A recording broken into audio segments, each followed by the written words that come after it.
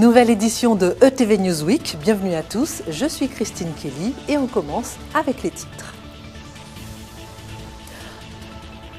La grève générale mobilise, la convergence des luttes a eu lieu jeudi à Pointe-à-Pitre.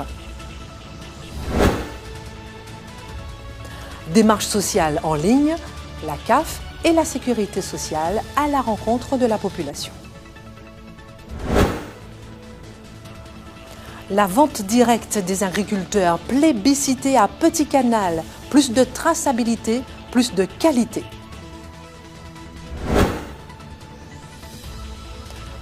Dans 2 semaines, nouveau contrôle technique, plus cher, plus strict pour réduire les accidents. Juste avant de développer ces titres, enfin du nouveau dans le dossier des sargasses. Le préfet annonce 15 mesures, du personnel militaire déployé pour le ramassage, une enveloppe de 3 millions d'euros.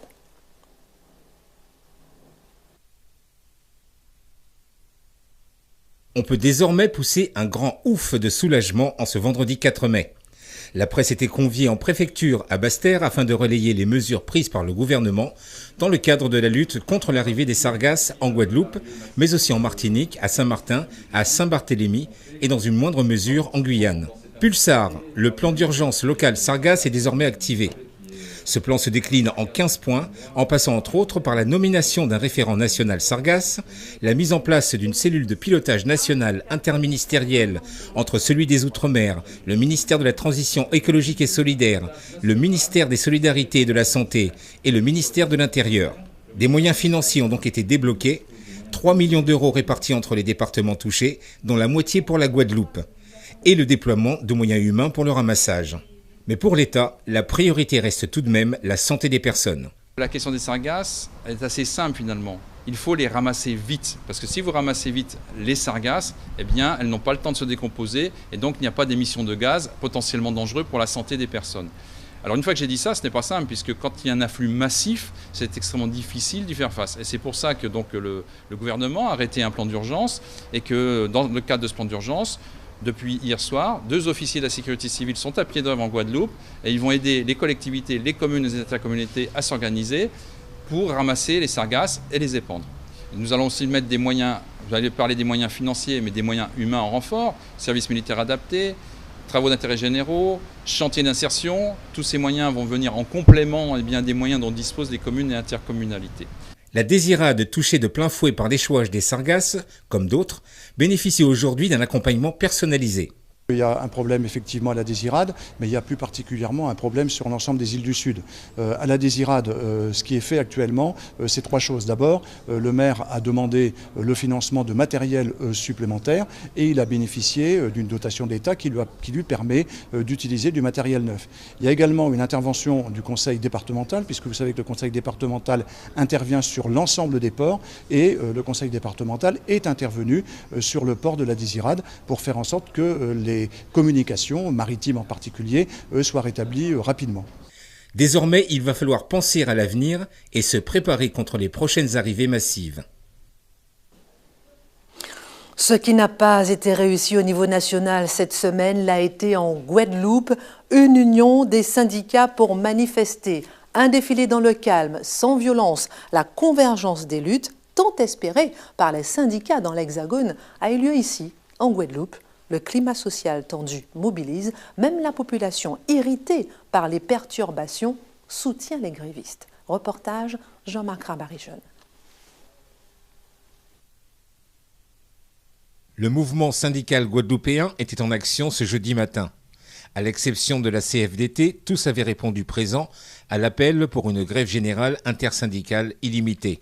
Leurs revendications portaient sur les problèmes du CHU, sur l'eau potable, l'emploi ou bien encore le fonctionnement des établissements scolaires. Aujourd'hui, l'ensemble des personnels étaient mobilisés devant le rectorat avant de venir ici. Nous avons eu une rencontre avec une délégation rectorale. Malheureusement, le recteur n'est pas sur place, il est en France hexagonale, mais nous lui avons rappelé tout simplement nos exigences. Aujourd'hui, nous estimons que le travail répond à l'appel là, parce que nous faisons une belle démonstration matin là. Nous, pour l'administratif à Dotémar, c'est là nous sommes bon matin là, et nous bloquons toute administration qui était là. Aujourd'hui, c'est un grand jour pour nous Et il était important que les syndicats à la fois du privé et les syndicats de fonctionnaires se mettent ensemble pour dénoncer le fait qu'au niveau de la Guadeloupe, il y a beaucoup de choses qui ne vont pas et qu'il est dire temps qu'on se mette debout pour pouvoir dire stop. Nous voyons la mobilisation sur le terrain avec les écoles mobilisées, les parents d'élèves eux-mêmes qui ont déjà compris la difficulté, qui se mobilisent. Eh bien oui, nous sommes là et nous allons porter ces mouvements-là et ces revendications pour avoir quand même des solutions qui correspondent à ce dont nous avons besoin. Côté UGTG, on ne démord pas sur les responsables de tous ces dysfonctionnements. L'État doit donc, selon eux, s'investir pour résoudre absolument toutes ces incohérences sociales. Je dis là en Guadeloupe, pas organisation patronale, sauf yon pas respecter la réglementation du travail en matière de négociation collective. Nous peut dire, que ce soit les MPI, que ce soit les MEDEF, que ce soit la CPME, sont rassemblements malfaiteurs qui ont bénéficié d'exonération, qui ont bénéficié de fiscalisation, mais qui n'ont pas fait rien pour la négociation collective. Et nous interpellons la direction du travail, nous disons de prendre responsabilité parce que si il pas fait dorénavant, c'est le premier côté nous qui barrer, c'est la direction du travail. Cette mobilisation a entraîné beaucoup de perturbations. Malgré tout, une grande partie de la population comprend et supporte ce mouvement. Il y a trop de choses qui se passent en Guadeloupe et que c'est logique. Et vous les soutenez? Oui. Quand il y a c'est grave tout partout. D'accord. Est-ce que vous soutenez? Il faut soutenir, comprendre? Ah, ça c'est quoi de payer? Il faut soutenir. Dernière étape de cette matinée, une marche qui a mené le cortège du Palais de la Mutualité au tribunal de Pointe-à-Pitre. Et ce, dans le calme et surtout, sans que les forces de l'ordre n'aient eu besoin d'intervenir. La réalité sociale, la grogne sociale sera-t-elle entendue? Les syndicats ont promis de ne pas en rester là. Le chlordécone trône tel une icône dans notre zone et la préfecture, les représentants de l'État veulent communiquer autrement avec les Guadeloupéens. Une rencontre a été organisée à Petit-Bourg ce jeudi. Objectif, échanger avec la population.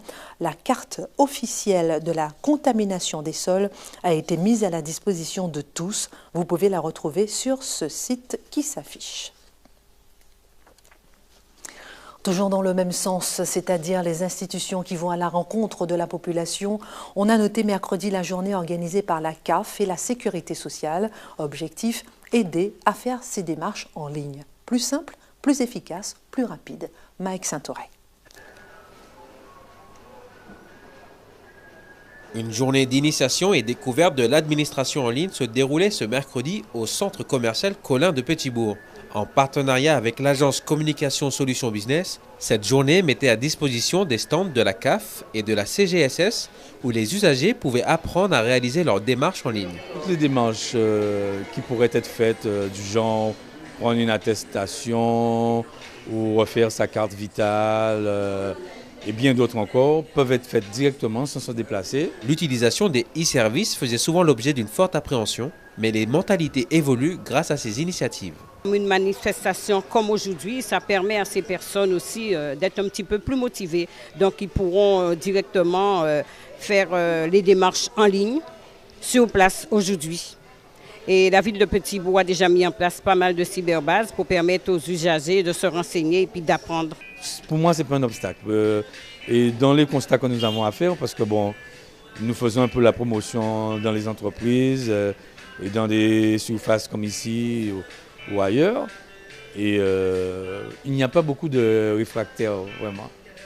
Et ceux qui ont quelques difficultés vraiment à pouvoir y adhérer, nous sommes là pour les accompagner. Ces démarches en ligne vont permettre de réduire les temps d'attente en agence et simplifier les procédures avec du matériel à la portée de tous.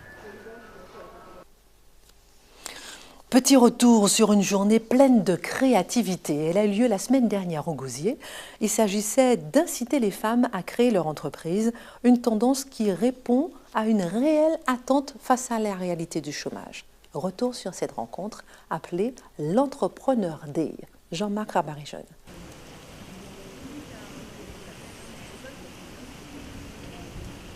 Charlie Billot, fondatrice de Cadalis, Vanessa Bolosier, food entrepreneuse et auteure culinaire, Maïré Rosa, créatrice de Relais Shop installée aux USA et Ingrid Chen, directrice de Shopil. Ces jeunes femmes ont créé leur propre entreprise et elles étaient toutes les quatre en Guadeloupe le vendredi 27 avril dernier dans le cadre de la première édition de l'Entrepreneur Day. On s'est toutes battues pour notre société. La Guadeloupe et la Martinique nous ont portés dans nos différents projets. C'est le point commun entre nos 4 projets. Et on a compris une chose, c'est en partageant nos expériences qu'on pouvait toutes continuer à grandir. Dans le cadre de mon entreprise, j'ai fait une levée de fonds, 2 campagnes de crowdfunding et j'ai aussi fait des dossiers de subvention auprès de BPI France. Donc du coup, on m'a demandé de partager mon expérience sur ces thèmes-là parce que de toute façon, quand on crée une entreprise, on a besoin de financement et j'ai essayé de leur répondre à toutes leurs questions par rapport à ce que j'avais vécu quand j'ai monté Shopil. L'Entrepreneur Day, c'est aussi la possibilité de rencontrer d'autres femmes, toutes étant à des postes professionnels en rapport avec la gestion d'entreprise. Nous nous engageons auprès des jeunes à les faire rencontrer des chefs d'entreprise pour que ces chefs d'entreprise témoignent de leur parcours. Et c'est notamment ce que nous faisons avec des femmes chefs d'entreprise qui vont voir les jeunes et qui leur parlent d'entrepreneuriat au féminin. Objectif rempli pour les organisatrices de cette première, si l'on en croit les informations reçues par ces futurs chefs d'entreprise. Moi, comme c'est l'immobilier qui m'intéresse, donc en fait, j'ai pu approcher des personnes qui ont investi, qui se sont consacrées à des domaines, alors, pas forcément liés à l'immobilier, mais qui ont ces astuces qui peuvent nous faire gagner du temps et ça, c'est toujours bon à prendre. Malgré les difficultés rencontrées pour toute création d'une structure, celles qui ont eu la chance d'assister à cette journée sont reparties remontées et prêtes à entamer leurs actions avec beaucoup plus d'atouts dans leur panier. Direction le Nord Grande-Terre à présent pour une initiative fortement applaudie. Depuis une semaine, les agriculteurs peuvent vendre directement leurs produits aux consommateurs. Un lieu a été créé en ce sens. Il s'appelle la paysannerie. La vente directe permet de se procurer des produits sans intermédiaire, ce qui rassure au niveau de la qualité et de la traçabilité. Jean-Marc Rabarijeune.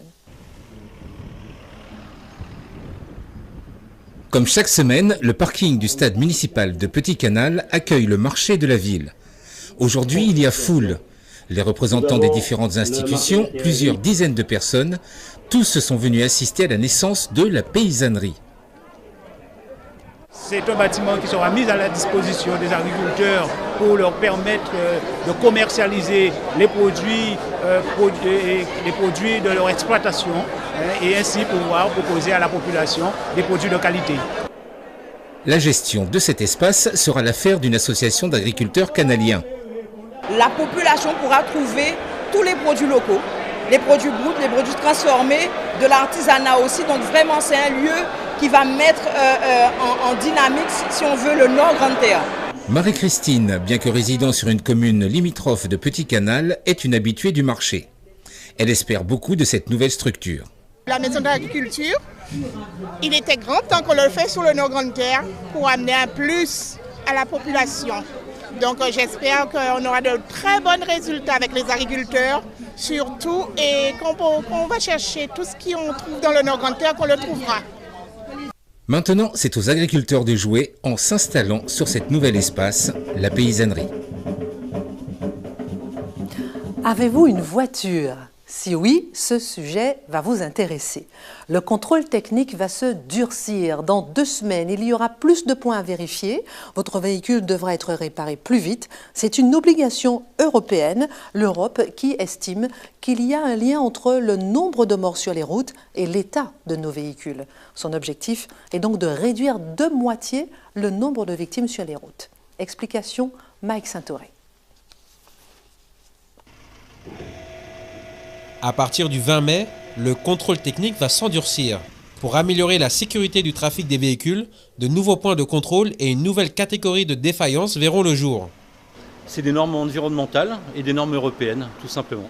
Donc on doit avoir exactement le même langage, que ce soit en France et dans les pays européens. On aura exactement le même contrôle technique. Il y aura une nouvelle défaillance, donc en défaillance critique, qui elle se fera à compter donc de la journée, c'est-à-dire à la réparation dans la journée, à effectuer dans la journée. Donc ça va poser quelques petits soucis quand il y aura des réparations, des grosses réparations à faire, comme des réparations des corrosions perforantes, au niveau des jeux et des commandes de pièces. Donc ça va poser quelques petits soucis. Dans les grandes lignes, voici les changements notables. Les 123 points de contrôle passeront à 132 points. Les 407 défauts relevés passeront à 606 défauts. Des contrôles plus longs, plus poussés et donc plus chers pour le client. Les 20 minutes de contrôle passeront à 45 minutes avec une augmentation des prix de 20 € en moyenne. Le véhicule sera autorisé à circuler le même jour du contrôle, mais devra être retiré de la circulation 24 heures après s'il présente des défaillances majeures. Dans d'autres cas, ils feront l'objet d'une contre-visite si les amortisseurs sont en mauvais état. Un véhicule sera interdit de circuler si son système de freinage présente des défaillances ou des dégradations. Seront également considérés comme des défaillances critiques l'absence de pare-choc, de porte ou de poignée de porte. De même pour les vitres teintées, si le volant et les conducteurs ne sont pas visibles, ceux-ci seront considérés comme des défaillances critiques. Le nombre de contre-visites va largement augmenter. Les clients se précipitent déjà dans les différents centres de contrôle afin d'anticiper ces nouveaux points. Un contrôle technique beaucoup plus strict pour la sécurité des automobilistes et des piétons. Au 1er mai, les prix à la pompe ont augmenté, le prix du gaz a baissé. Au 1er de chaque mois s'effectue une révision des prix des produits pétroliers en Guadeloupe. Voici les précisions de Jean-Marc Rimbaud-Rijeune. Selon un communiqué de la préfecture, le prix des carburants routiers sont à la hausse depuis le 1er mai à 0 heure. L'essence sans-plomb tout d'abord, avec une augmentation de 4 centimes, passe de 1,40 € à 1,44 €. Puis le gazole, 1,20 € jusqu'au 30 avril dernier, passe désormais à 1,25 €, soit une augmentation de 5 centimes, toujours par litre. Écoutez, on finit par s'habituer parce que pourquoi un coup ça monte peut-être de 2 centimes, le mois d'après ça rétrograde 2 centimes, le mois suivant encore de 3 centimes. Donc finalement ça ne fait qu'augmenter. Et ce sont les ménages qui vont désormais se réjouir pour ce qui est de la bouteille de gaz de 12,5 kg. 19,86 € jusqu'au 30 avril dernier est passé à 19,63 € depuis le 1er mai.